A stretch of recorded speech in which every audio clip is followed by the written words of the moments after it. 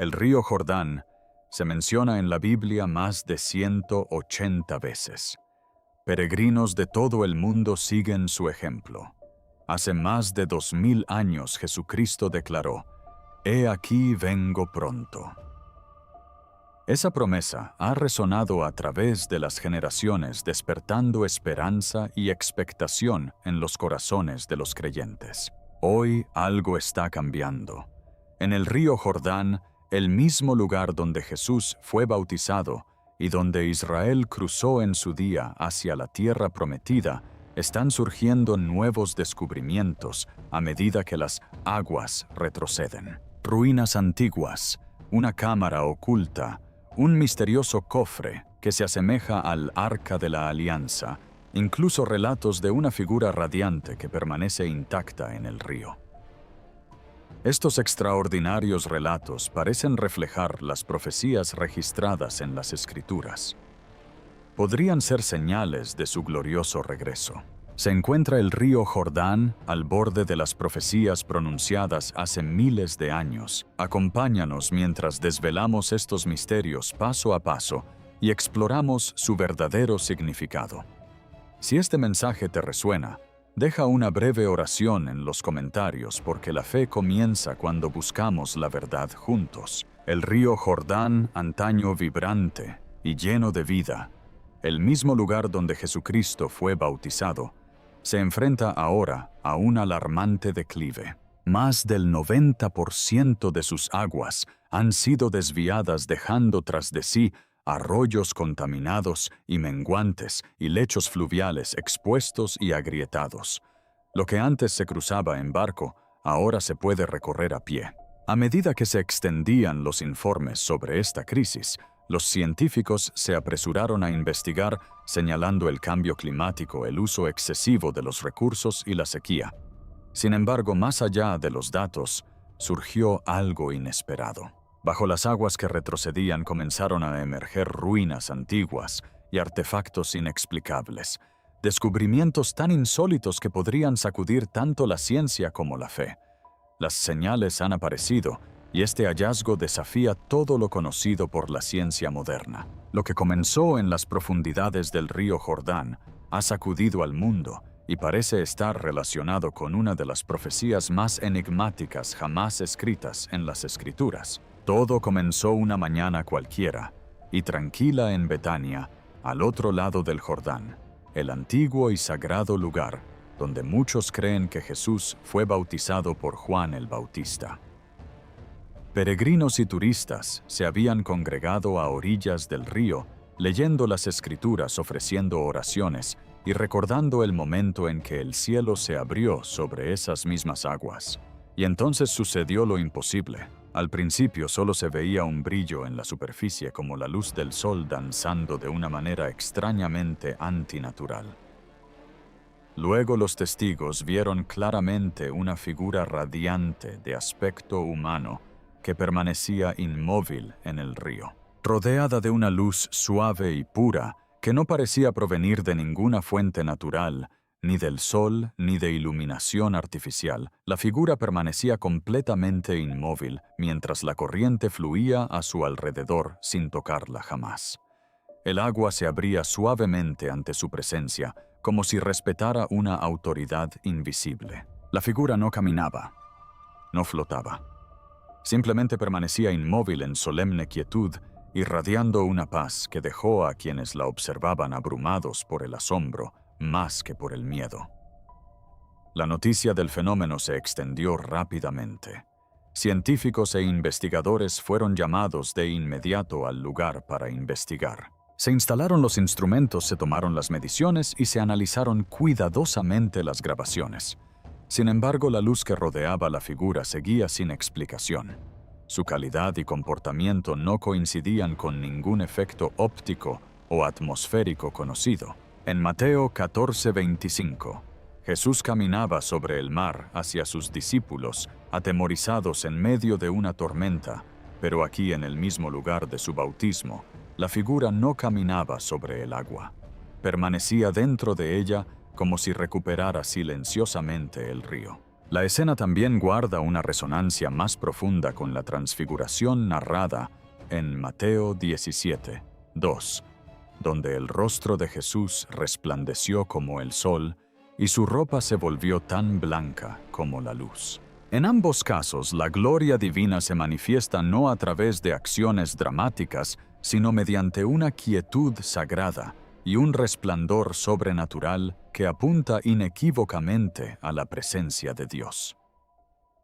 El hecho de que los testigos sintieran un profundo asombro en lugar de terror refleja el auténtico encuentro con lo divino, una reverencia que acerca el corazón en vez de alejarlo.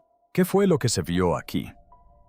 Un fenómeno natural aún no comprendido, o un momento simbólico, un eco de algo que sucedió en el pasado y que ahora reaparece.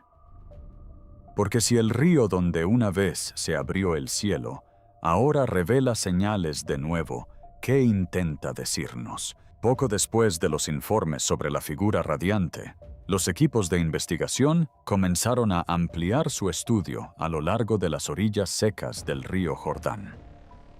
Lo que encontraron a continuación pondría a prueba tanto la arqueología como la fe por igual. Una cueva oculta sellada durante mucho tiempo bajo capas de sedimento quedó al descubierto cuando los niveles del agua alcanzaron mínimos históricos. En su interior, los exploradores entraron en una cámara de piedra intacta, silenciosa, conservada como si el tiempo mismo se hubiera detenido. En el centro se encontraba un cofre rectangular. A primera vista parecía insignificante, pero a medida que se tomaban las medidas comenzaron a surgir detalles. Madera de acacia, revestimiento de oro por dentro y por fuera, anillos colocados en cada esquina, y en la tapa 2 querubines alados enfrentados. Las dimensiones coincidían casi exactamente con la descripción registrada en Éxodo 25, 10, 22. El diseño que se le dio a Moisés en el monte Sinaí para el Arca de la Alianza, el artefacto que simbolizaba la presencia misma de Dios entre su pueblo. Los científicos documentaron lecturas electromagnéticas inusuales alrededor del objeto, fluctuaciones que no pudieron explicar de inmediato. Algunos propusieron interferencias minerales naturales, otros guardaron silencio, incapaces de conciliar los datos. Pero la historia ofrece una perspectiva más profunda.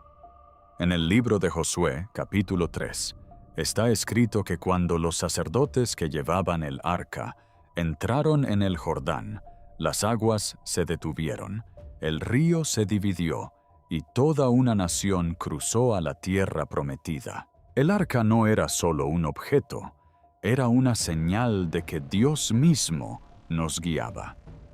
Entonces, ¿qué significa que algo parecido a esa misma arca se esté revelando ahora cerca de ese mismo cruce? En el Nuevo Testamento, Apocalipsis 11:19, habla de la aparición del arca, no en la tierra, sino en el cielo, simbolizando un pacto eterno cumplido a través de Jesucristo. ¿Podría este descubrimiento ser nada más que una coincidencia o un recordatorio silencioso pero innegable de que la presencia de Dios nunca se ha ido del todo? Y justo cuando el descubrimiento del misterioso cofre comenzó a generar opiniones encontradas, los siguientes hallazgos no acallaron el debate, sino que lo intensificaron. Más al sur en el Valle del Jordán, cerca de Khirbet el Mastara, los arqueólogos descubrieron algo mucho menos dramático a primera vista. Fragmentos de cerámica esparcidos por tierra seca y sencillos recintos de piedra dispuestos en círculos. Ni oro ni inscripciones, nada que normalmente llamaría la atención mundial. Pero al comenzar el análisis, surgió un patrón. La cerámica databa de principios de la Edad del Hierro. Las estructuras de piedra parecían campamentos temporales primitivos funcionales propios de la vida nómada. No un asentamiento permanente, sino un pueblo de paso, un pueblo en viaje. Podrían ser estos vestigios no de una civilización perdida, sino de una nación en movimiento. La cronología coincide sorprendentemente con el relato bíblico del Éxodo. En el libro del Éxodo, un pueblo entero es liberado de la esclavitud vagando por el desierto en busca de una promesa que aún no podían ver. Y en el libro de Josué, ese mismo viaje, culmina en el río Jordán, el cruce hacia la tierra que Dios había preparado. Estos hallazgos no prueban la historia, pero la corroboran. En Éxodo 13:21 está escrito: El Señor iba delante de ellos de día en una columna de nube y de noche en una columna de fuego. Un Dios que no abandona, sino que guía. Una presencia que acompaña a su gente incluso en la incertidumbre. Los campamentos dispersos, los restos frágiles, hablan de supervivencia, de miedo, de resistencia, pero también de fe. Porque el éxodo nunca fue solo una cuestión geográfica, sino de transformación, de liberación de la opresión, de un viaje a través de la duda, de aprender a confiar antes de que aparezca la promesa. Y si estas son realmente las huellas de ese viaje, entonces quizás la pregunta ya no sea si la historia sucedió, sino si todavía la estamos recorriendo hoy. No muy lejos de las antiguas ruinas y los restos dispersos de los primeros asentamientos, los exploradores se dirigieron hacia las cuevas cercanas al Mar Muerto, una región conocida desde hace mucho tiempo por conservar algunas de las más antiguas manuscritos bíblicos existentes. Fue allí tallada, en una pared de roca erosionada, donde encontraron algo a la vez simple y profundamente inquietante, una inscripción grabada en arameo antiguo. Las palabras eran claras e inequívocas. Preparad el camino del Señor. Durante siglos este mensaje permaneció oculto, protegido por los duros vientos del desierto, sellado por el tiempo intacto por ojos humanos. Sin embargo, ahora, a medida que la tierra se transforma y revela lo que estaba enterrado, esta voz del desierto ha resurgido. Al principio los estudiosos lo abordaron con cautela. Algunos sugirieron que podría estar relacionado con los esenios, la antigua comunidad judía, que se cree que habitó la región de Qumrán, guardianes de textos sagrados, observadores de la profecía y buscadores del orden divino. Otros examinaron los patrones lingüísticos, confirmando que la redacción refleja fielmente una de las declaraciones proféticas más poderosas de las Escrituras. En Isaías 43 está escrito: Una voz clama en el desierto: Preparad el camino del Señor. Allanad en la soledad una calzada para nuestro Dios. Siglos después, esa misma profecía resonaría de nuevo a través de la voz de Juan el Bautista, quien a orillas del río Jordán llamaba al arrepentimiento, como se registra en Mateo 3:3. Este es aquel de quien habló el profeta Isaías. La naturaleza salvaje nunca estuvo vacía. Siempre fue un lugar de encuentro, un lugar donde el orgullo se desmorona, donde las distracciones se desvanecen, donde el corazón humano se enfrenta a la verdad. ¿Qué significa entonces que este mismo mensaje vuelva a salir a la luz ahora, en un momento en que el mundo se siente más ruidoso, acelerado y dividido que nunca? La inscripción no predice, invita. Exige humildad ante la palabra de Dios. Arrepentimiento, no como temor, sino como renovación. Un retorno a lo eterno, en un mundo consumido por lo transitorio. Y justo cuando parecía que el río había revelado todo lo que podía, algo se movió bajo la superficie. Al principio se descartó como simples ondulaciones que distorsionaban la luz o corrientes que desplazaban sedimentos. Pero luego llegaron los informes. Varios testigos que se encontraban a lo largo de las orillas describieron el mismo fenómeno, una enorme figura que se deslizaba lentamente bajo las aguas poco profundas del río Jordán. Una criatura parecida a un pez colosal, pero distinta a cualquier especie conocida que habite estas aguas. Se estimó que medía más de 7 metros. Un pequeño equipo de investigación realizó imágenes térmicas que detectaron patrones de calor irregulares, lo que sugiere movimiento, vida, algo activo, bajo el lecho del río. Los testigos hablaron de gruesas escamas blindadas, una tenue luminiscencia a lo largo de su cuerpo y ojos que parecían reflejar la luz incluso donde no debería llegar. Las autoridades restringieron rápidamente el acceso a las imágenes. Los comunicados oficiales las calificaron de inconclusas, pero se filtraron fragmentos suficientes para confirmar que se estaba llevando a cabo una investigación. Los científicos plantearon la posibilidad de que se tratara de una especie no descubierta, quizás desplazada por una alteración ecológica. Otros sugirieron una mala interpretación, una combinación de sombras y escombros. Pero para aquellos que estaban allí observando cómo el agua se movía alrededor de algo invisible pero innegablemente presente, la experiencia tuvo un significado diferente. En Job 41, Leviatán no se describe simplemente como una criatura, sino como un símbolo de un poder abrumador e indomable, más allá del control humano. Y en el Salmo 74:14 está escrito que solo Dios quiebra las cabezas de Leviatán, demostrando su autoridad incluso sobre las fuerzas más temibles de la creación. Sin embargo, la Biblia no presenta estas imágenes para infundir miedo, sino que las reinterpreta, porque a lo largo de las Escrituras, las aguas suelen representar el caos, lo desconocido, lo incontrolable, los lugares donde la certeza humana se disuelve. Y una y otra vez se muestra a Dios no como amenazado por las profundidades, sino como soberano sobre ellas. Cuando Jesucristo se plantó ante la tormenta y dijo: «Paz, cálmate», las olas obedecieron no gradualmente, sino al instante. Lo que aterra a la humanidad no amenaza a Dios.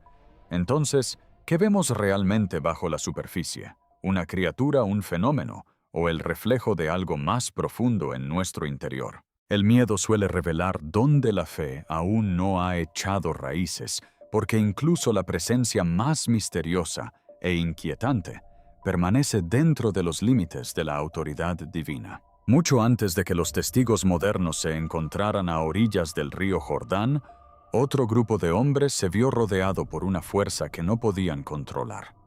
No se trataba de un río, sino de un mar vasto e inquieto. Los discípulos de Jesucristo cruzaban el agua cuando, sin previo aviso, se desató una violenta tormenta. Las olas rompían sobre la barca. El viento aullaba con una fuerza tal que les hizo perder la noción de la orientación.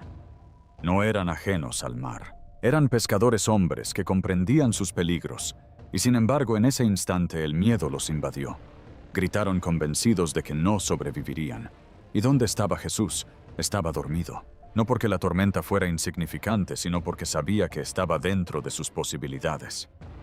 Cuando lo despertaron con la voz cargada de pánico, se puso de pie y pronunció apenas unas palabras: «Paz, calma». El viento amainó. Las olas enmudecieron. El caos que momentos antes parecía imparable cedió al instante. Entonces se volvió hacia ellos y les hizo una pregunta que resuena a través de las generaciones: ¿por qué tienen tanto miedo? ¿Acaso no tienen fe? Este momento revela algo más profundo que la simple calma de una tormenta. Revela la condición del corazón humano.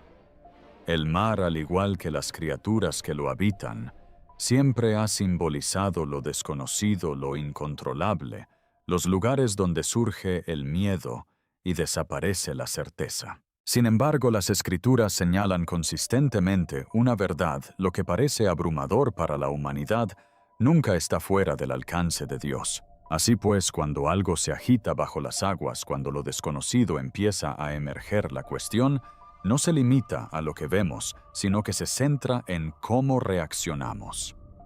Mucho antes de que el río revelara lo que yacía en sus profundidades, reveló algo mucho más trascendental. Hace miles de años el río Jordán no era un arroyo tranquilo, sino una frontera infranqueable. A un lado se extendía la naturaleza salvaje, un lugar de vagar de pruebas y de supervivencia. Al otro lado se extendía la tierra prometida, el cumplimiento de un pacto pronunciado generaciones atrás. Entre ellos fluía el río ancho e implacable, una barrera final que ningún esfuerzo humano podía superar. El pueblo de Israel, liderado por Josué, ya había soportado años en el desierto. Habían visto milagros, pero aún se enfrentaban a momentos en los que la fe se ponía a prueba una vez más. De pie a la orilla del Jordán, podían ver la promesa que les esperaba, pero no había camino para alcanzarla. No había puentes ni barcos, ni solución visible, solo una orden que requería una confianza más allá de la razón. En Josué 3:13, las Escrituras registran que a los sacerdotes que llevaban el arca del pacto se les ordenó entrar primero en el agua, no después de que el río se separara, sino antes. Fue un acto de obediencia que precedió al entendimiento, un paso dado sin certeza visible. En el instante en que sus pies tocaron el agua, todo cambió. La corriente se detuvo. Río arriba, el agua se acumuló y se elevó, formando un montículo, mientras que río abajo, el lecho del río quedó seco. Lo que antes había sido una corriente impetuosa, se convirtió en tierra firme bajo sus pies. En Josué 3:17 está escrito: los sacerdotes vestidos con sus túnicas se mantuvieron firmes sobre tierra seca en medio del Jordán, mientras todo Israel pasaba. Esto fue más que un milagro. Fue un punto de inflexión en la historia. El cruce marcó el fin del vagar y el comienzo del cumplimiento. Reveló que el mismo Dios que los guió por el desierto era también quien los llevaría a la plenitud de su promesa. En el centro de todo se alzaba el arca, símbolo de la presencia de Dios que iba delante de su pueblo, no detrás de ellos, ni distante, sino guiándolos, abriendo un camino donde no lo había.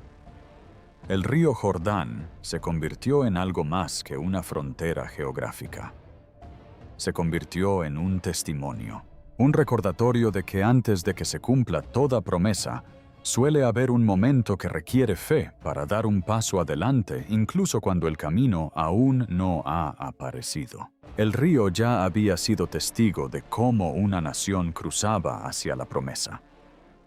Pero generaciones después, presenciaría algo aún más personal: el traspaso de la autoridad divina de un siervo de Dios a otro. A orillas del río Jordán, dos figuras permanecían juntas en silencio.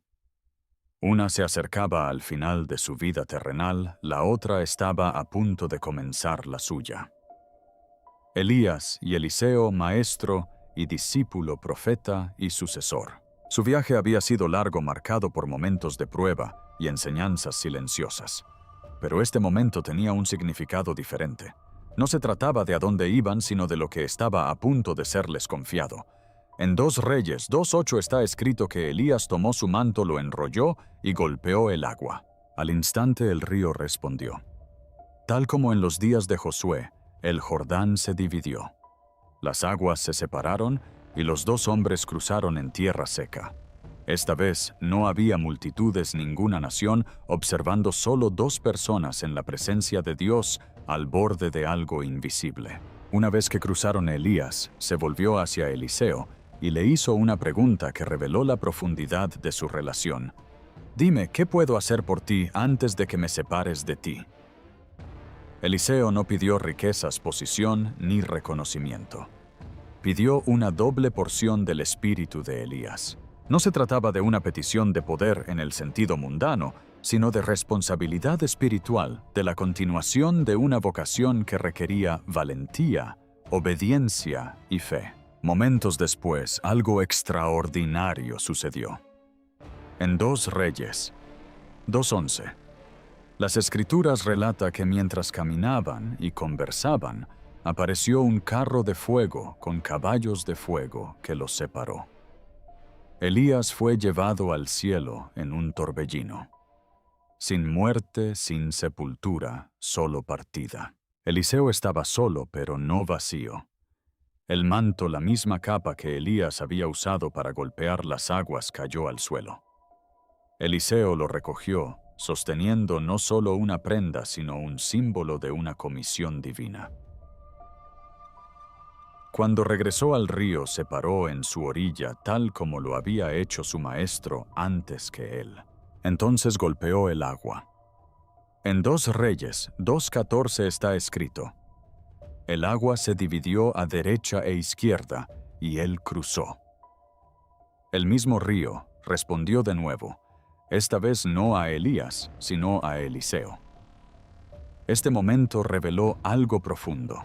El poder no pertenecía al hombre, sino a Dios, y Dios había elegido continuar su obra a través de otro. El Jordán volvió a ser testigo no solo de milagros, sino de continuidad de la verdad, de que el propósito de Dios no termina con una sola generación.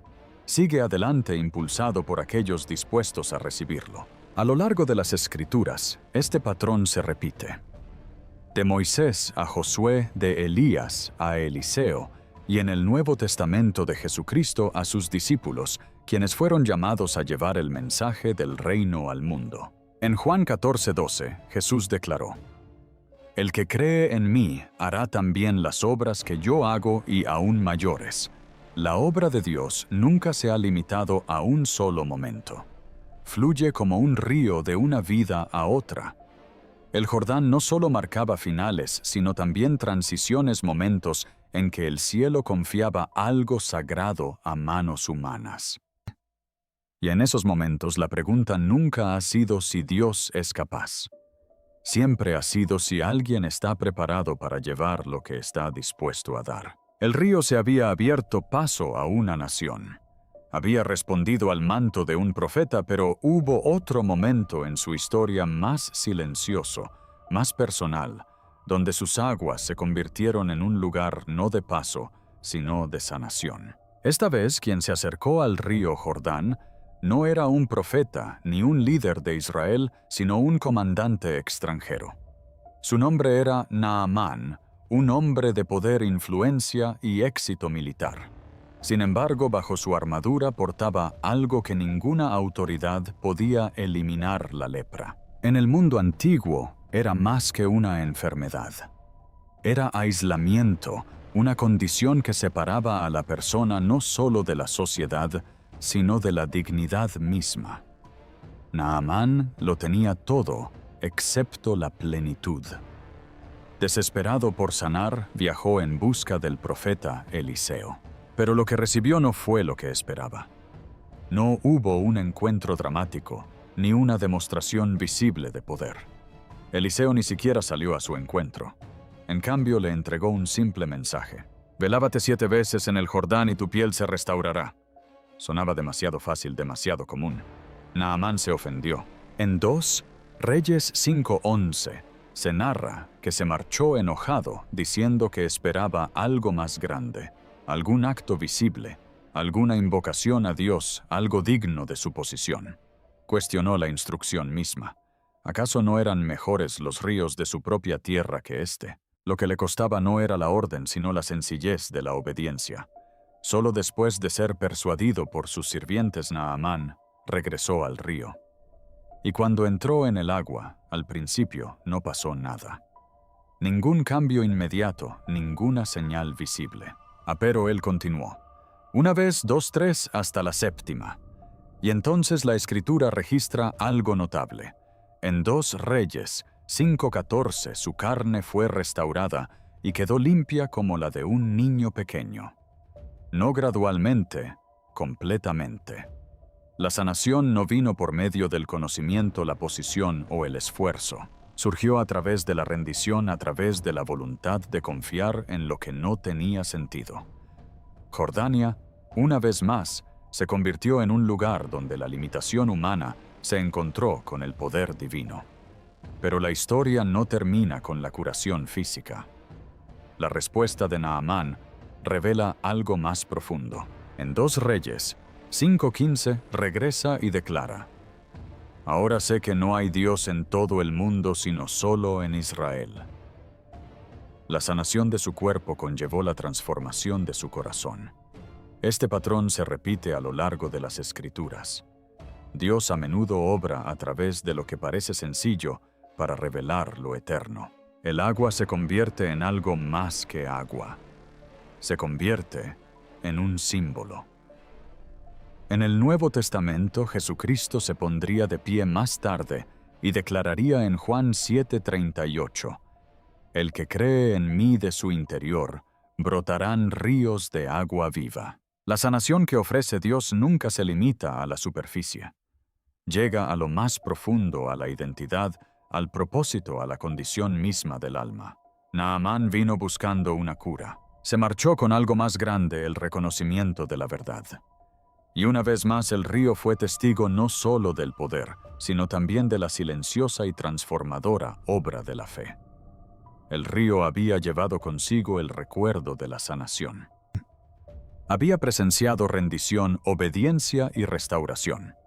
Pero hubo un momento que se distinguió de todos los demás, cuando sus aguas se convirtieron en el punto de encuentro del cielo y la tierra de una manera nunca antes vista. Sucedió a orillas del río Jordán, donde multitudes se habían congregado alrededor de un hombre que llamaba a la gente al arrepentimiento. Juan el Bautista estaba en el desierto bautizando a quienes se acercaban e instándolos a volver sus corazones a Dios. Su mensaje era sencillo, pero urgente. Arrepiéntanse porque el reino de los cielos se ha acercado. Entonces un día otra figura se presentó, no un rey en apariencia, no rodeado de poder ni reconocimiento, pero cuando Jesucristo se acercó al agua, todo cambió.